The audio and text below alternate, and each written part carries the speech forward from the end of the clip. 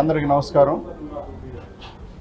ఈ రోజున Delhi SC commission chairman గారిని కలిసాం। ఎందు నిమిత్తం అంటే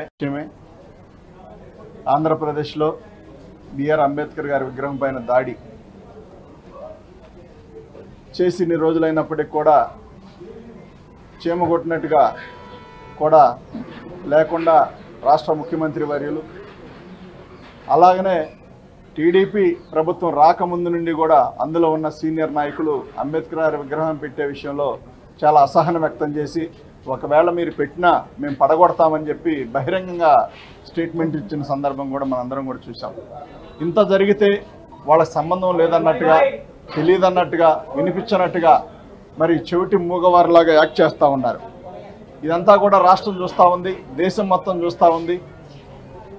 టీడీపీ ప్రభుత్వం అధికారం చేపట్టిన దగ్గర నుండి జరిగిన దారుణాలు వీటన్నింటిపైన కూడా మరి ఎస్సీ కమిషన్ చైర్మన్ గారితో మాట్లాడడం, మహిళలపైన దాడులు అయితేనేమి, రేప్ చేసిన సందర్భాలు అయితేనేమి, నడి రోడ్డు పైన నరికి చంపిన విధానం కూడా మరి ఈ రాష్ట్రాన్ని హడలెత్తించే విధంగా భయభ్రాంతులు గురి చేసే విధంగా మరి టీడీపీ ప్రభుత్వం చేస్తూ ఉన్న అరాచకాలన్నీ కూడా చెప్పాము। ఖచ్చితంగా త్వరలో వస్తామన్నారు, వచ్చి విజిట్ చేసి దోషులు ఎంతటి వారైనా ఖచ్చితంగా వదిలిపెట్టేది లేదు, తేలుస్తామని చెప్పారు। కాబట్టి ఏది ఏమైనా ఈ విధానం అనేది, ఈ వాతావరణం అనేది మంచి సంస్కృతి కాదు।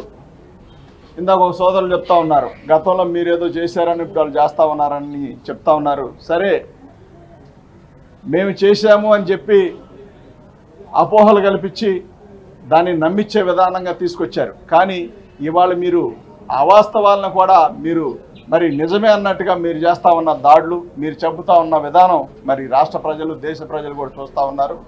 మరి ఇందాక ఆ భవనం దగ్గర కనిపించిన చాలామంది హిందీ వాళ్ళు కానీ మన తెలుగు వాళ్ళు కూడా ఆంధ్రప్రదేశ్ వైపు నిక్కి చూడాలంటే భయం వేస్తూ ఉంది, భయానకమైన వాతావరణం కనిపిస్తూ ఉందని చెప్తా ఉన్నారు।